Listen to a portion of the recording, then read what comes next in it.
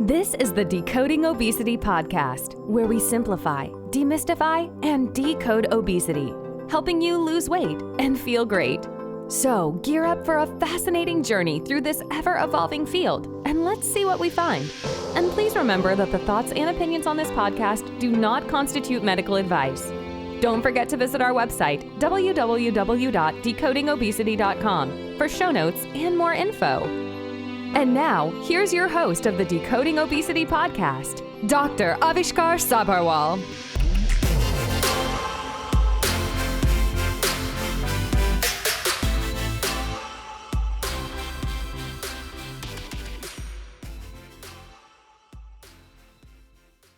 Hello, everyone. Welcome to this episode of the Decoding Obesity podcast. Today, I'm very excited to have with me Dr. Samantha Harris, who is here to share her story and her weight loss journey. Before we begin, listeners, please hit the subscribe button wherever you're listening. This way you can get notified as soon as the new episodes are released. Now, let me briefly introduce my guest to you all. Dr. Samantha Harris is an endocrinologist at the Scripps Center for Weight Management in San Diego, California. She's certified in obesity medicine and specializes in both weight loss as well as the treatment for diabetes. Welcome to my podcast, Samantha. Thank you. Thank you for having me. Yeah, it's a pleasure to have you. So we're very excited about listening to your story, and we briefly discussed about it earlier. So tell us more about your weight loss journey, and when did the weight loss actually become an issue for you? Yes. So it's interesting. I think my story might be a little bit different. I was not overweight my entire life. And even when I started dieting, I was not super overweight. I basically was in high school. I wanted to lose 10 or 15 pounds, which is typical, I think, of most girls in high school, unfortunately. And I stumbled upon low carb diets, and the Atkins diet at that time was really popular. So I ended up starting a very low carb diet my senior year of high school when I had about 10 or 15 pounds to lose. I lost the weight. I was doing great for about 5 months. I was in ketosis. I was running. I had a ton of energy. I feel like I looked pretty good. And then it all sort of fell apart when I graduated from high school. So I remember very clearly the moment when my weight really became a problem for me was my high school graduation dinner. I went out to eat with my family. I ordered a stir fry, protein and vegetables bowl, and I told them no rice. And then I kept thinking to myself, this is a special occasion. If I can't indulge now, when can I indulge? I found the waitress. I told her, I changed my mind. I actually want brown rice. So I ate my dinner. I had the whole thing. I felt okay, but I went home, and literally that night, I could not stop eating. I never used to eat past dinner, and I would come downstairs and kept eating pieces of bread with Nutella on it. I lived with my family, so we had, not healthy foods at home for other people. And I would eat a piece. I felt so embarrassed. It was in the dark, and then I would go upstairs, and then I was like this drive to continue eating. And basically that began my journey of constantly trying to go back to that low carb, it was ketogenic at that time, lifestyle, but not being able to stick with it. And I basically developed binge eating disorder subsequently to this and gained a tremendous amount of weight the summer after my senior year of high school, as well as in college. I gained over 60 pounds. So then I graduated from college. I weighed over 200 pounds. The entire time I was in college, I was trying tooth and nail to get back to where I had been on that low carb high. And I was constantly on off the wagon. I was a complete binge eater, which I knew nothing about. And now I feel like a public service announcement I want the entire world to know about, because it is so surprisingly common. And I spent close to 10 years trying to go back to where I had been, because I truly believed in eating low carb. I thought it was the best thing for health and for me. And I absolutely could not stick to it. Wow. So obviously you didn't know about binge eating disorder then, but did you try to seek help at that point in time at all for your urges or inability to control those desires to eat the carbs? So I knew something was wrong with me. It was clear to me something was wrong with me. I don't think most people are running out at 10 o'clock at night, driving super far away so they don't run into anyone at the grocery store because they're buying ice cream and then eating the ice cream in the car and disposing of the wrapper, and that wasn't every day of my life, but I vividly remember these events. I knew something was wrong with me, and I saw a flyer in college, advertising for treatment of an eating disorder. So I was at the University of Michigan. It was a very academic institution. And I did an interview and I met with a psychologist to see if I qualified for the study. And it turned out I did qualify. So clearly someone thought I had binge eating disorder, but I decided to go home for the summer and I didn't stay and I didn't get treatment for it. So I did not really identify it as an eating disorder. I constantly felt like it was a matter of willpower. Like if I had enough willpower, if I was motivated enough, I could get control of this. And I noticed that with all of my patients. They all think weight loss is just willpower, and it isn't. Something changed in my brain chemistry. It was not happy that I lost that weight. It was not happy that I stopped eating carbs, and it wanted me to eat all of the carbs in the universe to get back to as high of a weight as it possibly could. It was horrible. It was horrible. And considering I thought I was overweight when I was, 10 pounds to lose, I was like 145 pounds. Now weighing over 200 pounds, 4 years later, it felt like my life had ended. It was debilifying, I think is the best way I can describe it. Wow, wow. And did it have any impact on your relationship with your family or with your friends? Oh my gosh, I'm laughing when you ask me this question because I was raised Jewish. That was my background, and in the Jewish culture, I think, and in a lot of cultures, appearance is really important. And my parents were really honest with me to the point of being probably brutally honest. And they essentially were like staging interventions to try and get me to lose weight. I don't think they were trying to help me with what had become like a food addiction and my binge eating. I don't know if they knew I really had that degree of a problem, but they wanted me to lose weight. So they would give me incentives for losing weight. They would stage these little interventions. My dad sat down with me at a restaurant and had this little pep talk where he basically told me that there was a chance I wouldn't get into medical school because when I went to my interviews, the people interviewing me would judge me on a bunch of different things. And oh yeah, he added at the end, they're going to judge you on how you look. And if you want to be a doctor and you are overweight, that might work against you. Wow. It was a touchy subject. Let's just say that. It was not an easy thing to talk about. With my friends, it was hard too, because, in college, a lot of people only knew me as overweight. And if people knew me as overweight, I was very comfortable with that. Especially in medical school too. They all knew me at, 180 pounds, whatever I weighed when I was in medical school, that was me. And I knew they accepted me. What was really hard for me was seeing people who knew me when I was thin. It was embarrassing for me. I was so ashamed. I didn't want people to actually see what I physically look like. There's such an emphasis on your physical appearance at that age where I grew up with my cultural background. I just would rather even not see people. So at times it felt like when I was home from college, I didn't want to go out in public. I only had a very core group of friends that I felt comfortable being around. It wasn't until, I in college and then in medical school that I felt more comfortable. And then I don't think it really affected my relationships. Although I think it made dating harder. I was single. I weighed over 200 pounds. It affects not just maybe people who find me attractive, but my confidence, which I think is even more important than that. I think you can find love at any size, but when you aren't confident and you don't put yourself out there and you're not trying to meet people, that's really what's going to be I think it's impossible. all about how much you can love yourself when you look at yourself in the mirror. And that's a very critical thing that we see very often. People often feel ashamed about their weight, thinking that it's their fault. Sometimes it is, but a lot of times it is not. And from what you're telling me, it seems like it wasn't necessarily your fault, but you thought it was, right? Of course. I felt like if I could just go back to this diet plan, and I did a low carb diet. I also did fasting and I did extended fasting. I basically was doing what's currently super trendy now, and just ending up in a worse place than I was to begin with. So in particular, when you asked me to speak about my experience, I felt at this time, it's probably even more important because right now, this is what everybody is doing. And for some people, I think it works great, but for others, if you can't stick to it and you're constantly on off, the yo-yo dieting is way worse. I think then it's better to find something that's more moderate that people can sustain for the rest of their lives. I was not going to be able to fast doing only water for a week at a time to make up for a bad bingeful weekend for the rest of my life. That wasn't a healthy lifestyle for me. So, when did you decide that it was time to do something more about it than what you were already doing?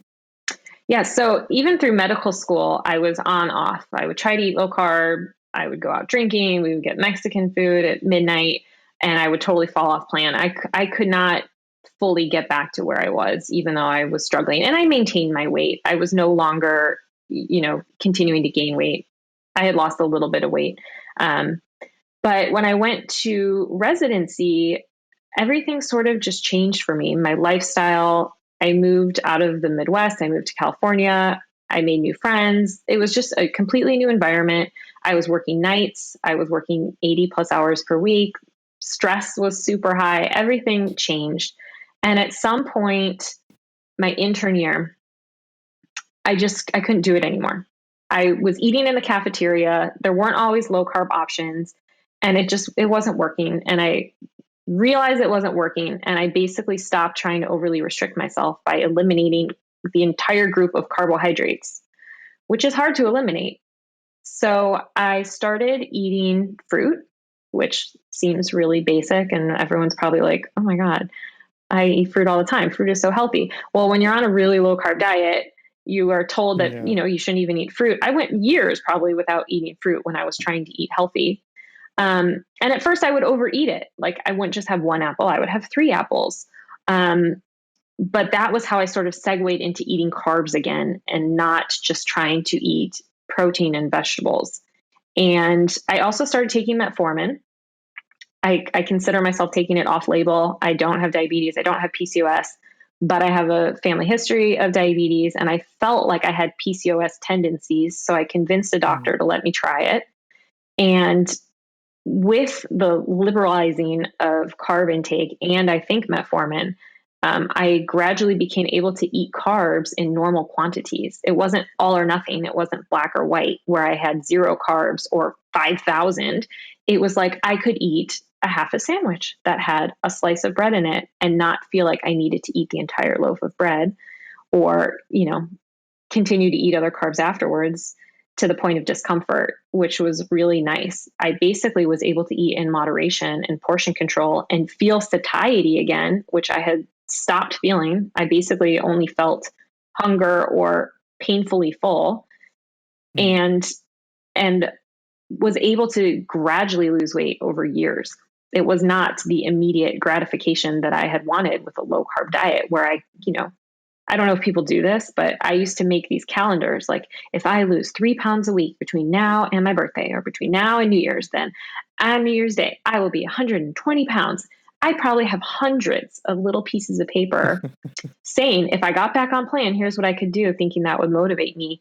And I thought I had to lose so much weight so quickly in order to be healthy and to look good, when really it took me years to lose the weight. I lost 60 pounds. It's interesting that you mentioned that because actually, there are apps that do kind of, I don't want to name any apps, but there are actually apps where you put in your calories and they'll tell you that if you eat these many calories per day, this is your expected weight at the end of say 5 weeks or 4 weeks or whatever have you. But that necessarily may not be the case because everybody's different. And if you start initially, your trajectory is going to be much more steep. You're going to lose much more weight. But if you're at the fag end, it's going to slow down and you're going to start plateauing. And that's when it starts getting frustrating because your app is saying, oh, you eat this much and you're going to lose this much. But that's really not what's happening. Absolutely. I totally agree. And patients get so frustrated. I mean, I see patients sometimes. I had a patient yesterday who has lost 17 pounds in the first month that I saw her. In 4 weeks, she lost 17 pounds. But I guess she's been watching the TV show, My 600-Pound Life. I've never seen it. But apparently the doctor tells them you need to lose 20 pounds the first month, or he gives them some type of goal. And she was nervous that when I saw her, I was going to be disappointed that she didn't lose 20 pounds. And I was laughing. That's insane. First of all, in somebody who's struggling with their weight, sometimes just maintaining your weight is a win. And you need to realize that that's a win. Stopping weight gain is a success. Being able to maintain your current weight is a success. But weight loss, it can be slow and it can be steady, and that might make it more permanent. It might not. Some people get frustrated when they're only losing a pound a week. To them, that's nothing. And they don't want to stick to the plan that they're following. So it's what you said. It's all about individualizing the plan, And the weight yeah, and loss. then the other interesting thing that you mentioned, and I do want to point out to our listeners is there's a lot of hype about intermittent fasting, about ketogenic diet, but taking your example, ketogenic diet worked for you for some time, but it didn't necessarily work for you in the long run. So it's really about individualizing a program for the patient. It may not always be a ketogenic diet, and it may not always be an intermittent fasting, but it can be either of them also, or it can be something else that works for you. And there was actually a very interesting study, the A to Z trial, which showed that no matter what type of diet you follow, as long as you follow the diet and you're able to sustain that, the weight loss was the same in all of the different types of diets that are available. So it's really about finding what works for you rather than, this is random diet that comes onto the market every now and then and people just jump onto that. That's not the magic pill. That's not, you can't wave a magic wand and say, okay, this is the final answer and this is it. And this is the only thing that's going to work. Absolutely. I completely agree with you. And in both senses, like, I think listeners might think that I am now anti-low carb, and that is so far from the truth. I attend sometimes the yearly low carb conferences. My name is on the low carb websites as a provider who will support people who want to follow a ketogenic or low carb life. I have patients who only eat meat, literally only eat meat. And I completely will support them. If that is the lifestyle they choose for themselves, they feel the best, they're able to maintain it. I am here to help you. And I don't think anyone can say that a low carb diet is better or worse for you than any other type of diet. I just don't think the data is strong enough to go in either respect. You're right. Whatever diet you enjoy that you think you can stick to is the best thing for you to be doing. But having said that, I belong to a lot of Facebook support groups. A lot of them are for female physicians. As a female physician, I like those types of groups. I get a lot of educated feedback. We get to share ideas and patient stories, or, the personal stories. And I find so much, especially on the weight loss groups, that the people who follow low carb or ketogenic diets, one, it's very popular, so a lot of people are doing it, but they also are very vocal. And in some ways, it's almost like politics or religion. It becomes this stance that this is the only plan that you should be following. So someone will post, I'm doing Weight Watchers, or I'm doing something, calorie counting. It's not working. And the responses, 80% of them are always, you need to do low carb and fasting. Have you read the Obesity Code? Have you heard of Jason Fung? Have you gone to dietdoctor.com? Sorry, I don't know if I'm allowed to give all these specific examples, but it is so redundant that sometimes I feel like my head is going to explode when I read them. And I used to try to add in, like, find something. If this isn't working for you, consider something else. But there's data out there that so many lifestyles work, not just low carb. There's data for Weight Watchers, great accountability, weekly weigh-ins and meetings. There's data for meal replacements. Like, there is so much data out there that I don't know why sometimes we let go of evidence-based medicine and just assume that what's worked for us is going to work for everybody, that's the only, one size fits all prescription for weight loss. And I stopped responding to all these posts because there's just too many. I don't have enough time in a day, but I do try to offer support to think about what else is out there. Consider something different. If this isn't working for you, if whatever plan you're doing isn't working for you, consider something else. And it doesn't mean when I'm on plan, I lose weight. My problem is sticking to the plan. Then that's not working. Then that plan is not working. If you cannot stick to it, it's not working. And you need to come up with something else. Maybe you need medication to help you stick to that plan if you actually really enjoy it. Or maybe surgery. Surgery is not the worst option out there, and it's definitely underutilized, as are weight loss medications. So Yeah. I just think an open mind. Yep. Or it may not be anything to do with the plan that you're following at all. It may just have to be, something to do with another disorder, a psychiatric disorder, for example, like a binge eating disorder, nighttime eating syndrome, which go unrecognized so often. So it may not be anything to do with the plan that you want to follow, but it may just be something completely different, which requires a completely different therapy than just sticking to a plan and losing weight. Absolutely. I think, especially with binge eating disorder, sometimes the more restrictive you are, the worse the binge eating disorder gets. So you really need to, walk a fine line between trying to lose weight by changing your diet, but also try not to exacerbate or worsen the binge eating disorder. And I think you just need to be cautious. You need to obviously try to somehow lose weight in a healthy way, but also do something sustainable that doesn't worsen the binge eating. And I honestly, with binge eating disorder patients, I have seen great success with medications that are out there, some that are on label, some that are off label, and therapy, which have data to support them. And it's Yeah. not just a matter of willpower. It's something it's a biologic mechanism. And there Yep. are ways that we can try to overcome them. Yeah, and intermittent fasting, ketogenic diet, whole food plant-based diet, whatever diet you want to follow, it just goes out of the window because you have a binge eating disorder. So you need to treat that first with either cognitive behavioral therapy or with some medications like Vyvanse or whatever before you can actually start any other diet, because that's the issue. Okay, before we actually dive into how you actually found success and what strategies you used, I just want to remind our listeners to subscribe to my podcast. Listeners, it really helps if you can take just a few minutes to leave a review as well. Let us know how we are doing. Also, please let us know if there are any specific topics that you would want me to cover, and you can email me at host@decodingobesity.com. Okay, Samantha, so let's dive back in. So how did you do it? So what finally worked for you? Yes. So I mentioned that I started eating fruit again, and I started taking metformin, and then I started feeling satiety when I ate carbs, which meant that I could actually do portion control. I could eat generally healthy meals, which had starches, but I chose usually the whole grains, the brown rice, or like low carb tortillas, stuff like that. But I could eat them in moderation. So ultimately, it was portion control. I also do intermittent fasting, but I do more time restricted feeding than an extended fast. So like the popular 16-8 plan, I do most days of the week, not always on the weekends, and some meal replacements. So it's almost like a mixture of plans that worked for me.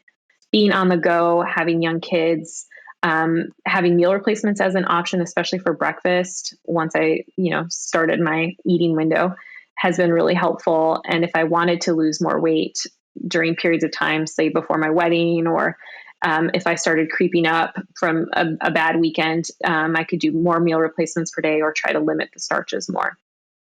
So it's really about watching where your weight is going and kind of keeping a track of your weight and knowing what had worked for you and trying to incorporate that back into your life, being a little more stringent about it when you see your weight creeping back up. Yes. And I have one of those Wi-Fi scales. Actually, my husband got it. I was not super happy when he got it. That records your weight, and it sent my weight to him the first time I used it. And I did not know it was going to do that. This was before we were married, and I still had a decent amount of weight to lose, and I was kind of embarrassed, but I got over it. So I am a fan of daily weighing. I love some of these Wi-Fi trackers because it really gives you insight. It shows you ups and downs. And sometimes when you think you're not losing weight at all, but you actually look at the curve over time, or you look back a year ago, it can be helpful. Motivating. Yeah, it's interesting.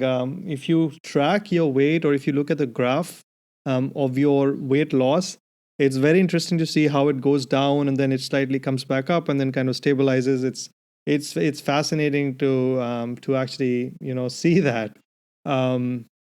So has your strategy changed from weight loss to now weight maintenance, because they're two different beasts that you have to actually tackle? Totally. And what's interesting is I feel like I lost most of the weight doing weight maintenance because I stopped binge eating, because I stopped low carb and then completely falling off the wagon.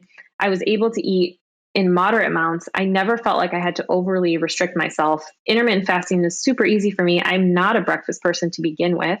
So it felt really easy. It felt almost effortless. And I hate to say that. And that's why I think I'm a little bit of an anomaly for people who are trying to lose weight, but it can happen just by eating in moderation. I was able to lose the weight. Now, during times where I wanted to lose more weight or I had stopped losing weight, like I said, I shift a little bit, especially on weekdays where I'm a little more stringent. I can, instead of a 8-hour eating window, perhaps I'll do a 6 or 7-hour eating window, more meal replacements, or cutting back on starches, like more of a paleo type plan, which I can do. And what you mentioned about weight loss over time, seeing what happens and how it plateaus, it never was just constant weight loss every day of my life, every week of my life. It would be like in spurts. This month you lost 5 pounds and you maintained it for a month. And I think most people would get really frustrated by that and say, I've plateaued, this isn't working for me. But that's sometimes how weight loss works. It's stepwise. And Yeah, it's very variable for each person. yeah. So I think sometimes just being patient, if you're finding something that's sustainable for you, obviously it has to be working. So if it's not working at all, then something has to change. But you do the intermittent fasting, do you go into ketosis now or no? I don't. I will only go into ketosis if for some reason I'm, limiting carbs, doing more paleo type. Sure. But with my fasting, it's usually just time restricted feeding. If for some reason I end up doing a 24-hour fast, it's accidental. Like I ended up at the DMV and I thought it would take 20 minutes and it took 5 hours. And then maybe I would have trace ketones, but I honestly feel like the state of ketosis messed with me. It messed with my brain. It messed with my reward system. Something about restricting carbs. I don't know if it was ketosis per se or just the carb restriction. My reward system, my dopamine, something changed in me. And I was not able to eat like a normal person. Assuming a normal person feels satiety, they get pleasure from food, and then they're done, and they don't overeat to the point that they feel sick. I mean, it's so interesting, right? These modalities, they may seem not very significant, but they can have a significant effect on somebody's life. Like you were in that phase when you started binging because of, trying to be in ketosis. And it's very interesting because it can have such a detrimental effect on somebody's life. And these are simple things that may change. So we have to be very careful about what we try. And that's why we always, recommend that it should be done under medical supervision, but done by a trained specialist so that they can monitor you and see where you're going wrong or what's going wrong and to anticipate where you will need help and when we can change things. For example, you went on for the longest time having this issue with binge eating, not knowing that it was actually a binge eating disorder that you were suffering from, just because you didn't know about it. Absolutely. Yeah, I think working with a provider is really helpful. I have so many patients that come see me that say, should I do the keto diet? Should I eat low carb? Is that how I'm going to lose weight? And I say, I will fully support you. If you enjoy that food and you think you can maintain it for the rest of your life, absolutely, let's do it. But if you are looking at a temporary fix, if you are planning on having a piece of cake next month on your birthday, or letting go on the weekends for, Super Bowl Sunday, this is not a good fit for you. It takes a highly motivated person to do such a restrictive plan. And it really has to be a lifelong commitment. So the patients I have that are on it are doing great. This is their lives. This is not, I just want to lose weight. This is, my pain is better. My blood sugars are better controlled. I have some patients with type 1 diabetes who are carnivore, who are doing great. And who am I to say, no, this is not a healthy plan for you? I can't. I have tried sort of a whole food diet in the past, where I was doing calorie counting and I was pretty much eating whole foods. And I had a policy like I would only eat what I was cooking at home. So, and that worked great for me because I was able to eat anything and everything under the sun. But the rule was that I had to make it at home. So it's such a simple thing because you're not going to be doing this every day at home because it's tedious to do this. So how many times are you going to do that? How many times are you going to bake a cake at home? You're not going to be baking a cake at home every day. You're not going to be baking a cookie at home every day. because it's a lot of work. You'll probably do it once a week or once in 2 weeks, maybe. So if somebody just follows just a simple thing as I'm only going to eat what I cook at home, it still may work for you. You don't need to try ketogenic or intermittent fasting or whatever have you. You can just start by trying something as simple as, just cook at home. Definitely. I think eating out, there's such a surprising amount of calories in food prepared in restaurants. It's alarming. But I think because of that, with COVID, some patients have done really well and others have not done well at all. And it's almost like I haven't had a single patient that's just maintained their weight during COVID. They've either gained 15 pounds or they've lost 15 pounds. And part of it might be, not going out to eat, but others are still going through drive-throughs now or having food delivered to them even more and not going to the grocery store as much. So it can make a huge difference, just simple changes like that. Right. Did you try anything for your binge eating disorder, so to say, or were you formally ever diagnosed as having a binge eating disorder, or it's just that you felt that this uncontrollable urge just that you had? I don't think I was formally diagnosed because I never really met with a provider who was equipped to diagnose it. Binge eating disorder is the number one most common eating disorder out there, but it's so often missed. And not just because providers aren't asking the right questions, but because patients are just so embarrassed. It seems like a matter of willpower, like a character flaw to be engaging in behavior like that. And nobody just goes to their doctor for an appointment and says, listen, I'm here because I can't stop eating. I am uncontrollably eating. I eat very large portions and I feel sick to my stomach and something is wrong with me. Usually they're there for something else. Doctors don't have time to talk about stuff like that. And they're not usually asking the questions that you need to really figure out a binge eating disorder. But binge eating especially is common in people who are overweight, people who have type 2 diabetes. There's an increased risk of metabolic syndrome and comorbid mental health conditions, anxiety and depression. It really needs to be screened more. It needs to be more prominent in providers' minds when they see a patient who's struggling with their weight. And also, I think patients shouldn't be so embarrassed to bring it up because these are their doctors. We talk to our doctors about really embarrassing things, right? Like if you had a giant hemorrhoid, you would go and talk to your doctor about it. And that might be a little bit uncomfortable for you. But binge eating disorder is a medical condition. It is a mental condition. It affects so much about your well-being. Do not be ashamed to talk to someone about it or get the help that you need. Yeah, that's very important because it has to be recognized as a disease in the patient's mind. And a lot of times people don't know because it's one of those diseases that is not really talked about. People talk about depression. You'll see so many ads about medications for depression, for bipolar disorder, and so many other things. But nobody talks about binge eating disorder. They don't say that, this is the medication for binge eating disorder if you feel these symptoms. So obviously people don't know, and it's a very unrecognized psychiatric illness that exists amongst people. Absolutely. Yeah, and then there's certain things that can, of course, potentially treatable. Yeah, and there are certain things that can precipitate it, like intermittent fasting, and even getting a weight loss surgery, if it goes unrecognized, that can actually worsen it. So it's so critical to have these diagnoses in mind when you're trying to treat somebody with obesity, or if somebody who's suffering from obesity. I had an episode, and that's why I did this episode on binge eating disorder a little while ago, so that people can understand and recognize if they're suffering from this. Because they can kind of reflect and see, okay, am I having these symptoms?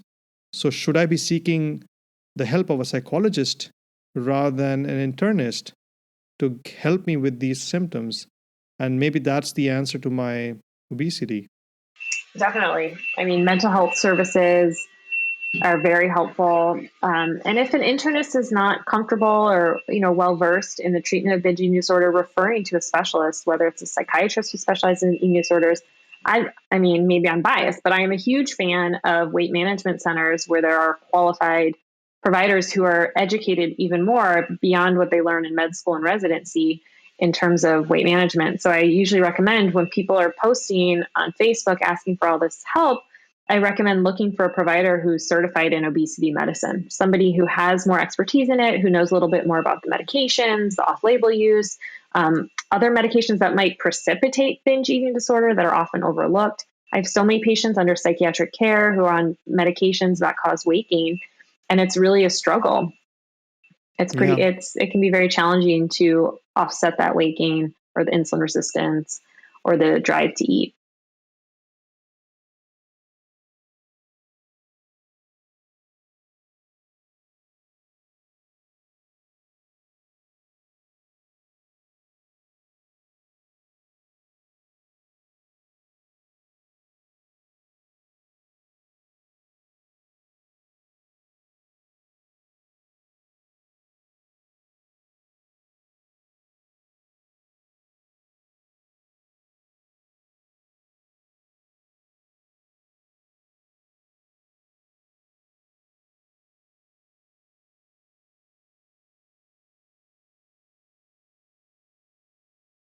What would you say were your key factors to success in your weight loss journey? I would say, my God, it took me a really long time to realize that the plan I was doing was not working for me, and that it wasn't the plan's fault. It was my ability or inability, rather, to stick to the plan. And when I finally moved on and tried something different that was not the most extreme thing, I've also tried some extreme things. I was able to be more successful. Okay. And do you get food cravings now, or no, or how do you manage them? Yeah, I mean, I'm human. I still definitely like sweets, or carby, salty things, French fries and ice cream and cookies. And I either indulge myself in small portions, or especially like on the weekends. I have young kids, so sometimes we get a bagel on Sunday mornings and eat it in the car. Thank you, COVID. And or now I've learned a lot more about meal replacements, and I'm kind of into more clean ingredients. I'm not a huge fan of artificial sweeteners, so I found protein bars, protein shakes that taste like sweet to me, that taste like cookie dough or brownies or a chocolate milkshake, but don't have a ton of sugar and carbs in them. That are higher in protein and more satiating. I see. Yeah, there are a lot of options available now in the market, but you have to be very careful about what they contain actually. You have to look at, Oh, it's so difficult. yeah, I'm definitely not a fan of weight loss supplements, or most supplements in general. I dislike the fact that the FDA is not really regulating them that well or at all. And they're often traced with some crazy ingredients. And when they're, actually studied and looked at what's in there, it can be alarming. A Yeah, lot of them are just caffeine, really high doses of caffeine, yeah. which is not a great way to lose weight. Some of them have like thyroid hormones, Oh, yeah. crushed up, hidden in there, things, an endocrinologist nightmare. So I'm not a fan. If you're going to take and I don't know why people are so averse to taking prescription weight loss medications, but they have no problem taking these over the counter herbs supplements that are so poorly regulated. We have no idea what's actually in them. They can be traced with bad things. Yeah, Um, and yet here is a prescription that's FDA, quality assured. We have been around for years. Now the weight loss medications, there are combinations of medications that have been around forever, that are studied longer than things used to be back in the day. So they're not like fen anymore, although yeah, they are fen without the other fen. And or medications that were initially, they're prescribed for other diseases but have been found to be helpful, and especially like the class of GLP-1 agonists that's have been true. studied, these giant cardiovascular outcome trials which have really supported safety.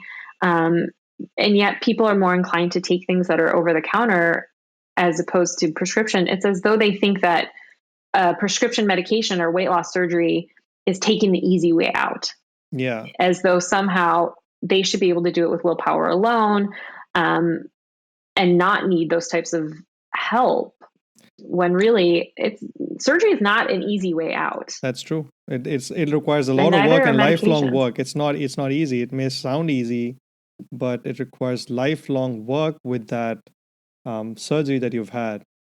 And it's like constantly Absolutely. watching what you're doing, what you're eating, what you're not eating, your supplements that you're taking, because you can have a lot of vitamin deficiencies. So it is a lot of work. The set of skills that you have and how you use them is more important than just willpower, because honestly, obesity and weight loss is not about willpower. I totally agree. Yeah.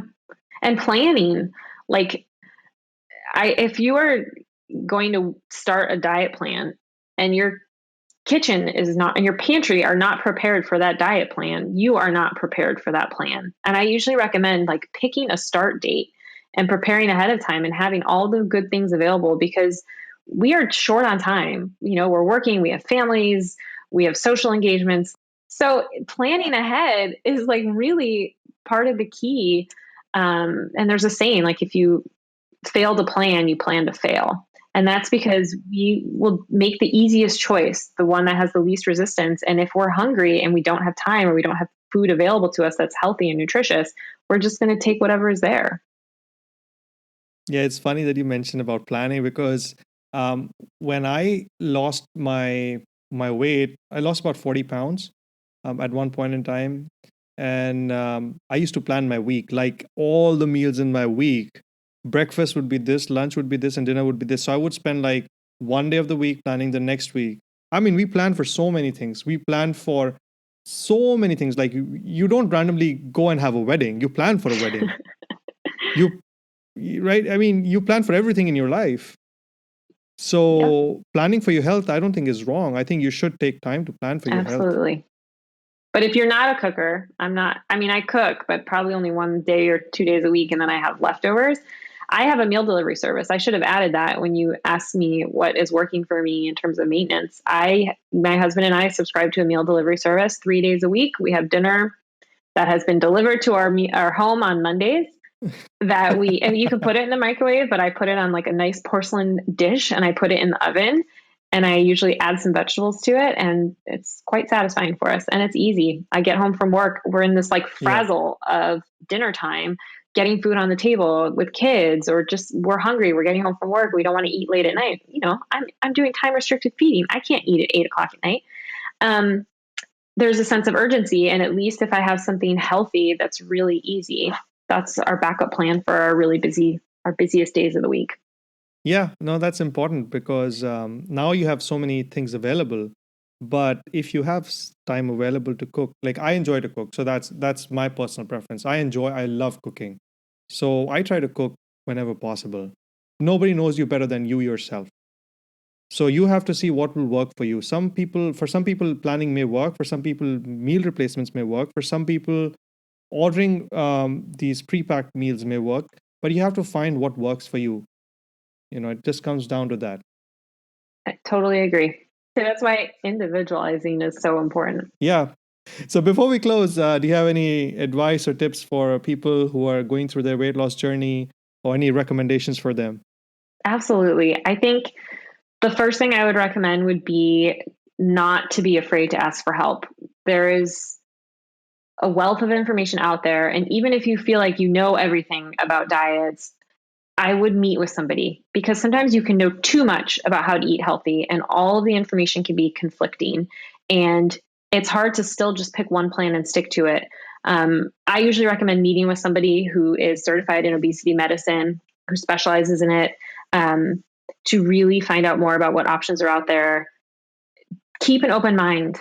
Do not write off medications. Do not write off surgery. I wouldn't consider them to be any, shortcut to weight loss or doing the work for you, because they are just tools in our toolbox to help you combat something that is really hard to fight. It's hard to win with the battle in weight loss. We know that. We know what the data says. So I would just try to keep an open mind. And I guess since we've talked a lot about binge eating disorder, more than I even anticipated, that if you are struggling, know that it is not your fault, and don't be ashamed to seek help and to talk about it with others. Yeah. And if you want to know more about binge eating disorder, please listen to my episode on binge eating disorder, where I do enumerate all the symptoms about it so that you can know if you're suffering from it and if you need help with that. All right. So listeners, don't forget to drop us a review or a comment. If there's a specific topic that you would like me to discuss, please let me know. You can write to me at host@decodingobesity.com. Do subscribe for more fun and inspiring episodes like this one. Thank you so much, Samantha, for joining us and sharing your story and sharing your insight. And I'll see you all next time. Thank you. Thank you so much. You've been listening to the Decoding Obesity podcast. Please remember, the information in this podcast should not be used in any legal capacity whatsoever. The thoughts and opinions expressed on this podcast are solely of the host and his guests and do not constitute medical advice. Views and opinions on this show do not necessarily represent the views and opinions of any organization. And that brings us to the end of the show. Thank you so much for listening in. Don't forget to visit our website, www.decodingobesity.com, for show notes and more info. And if you've enjoyed this episode, please feel free to rate, review, and subscribe on your preferred podcast listening platform. We really appreciate that effort. Until next time.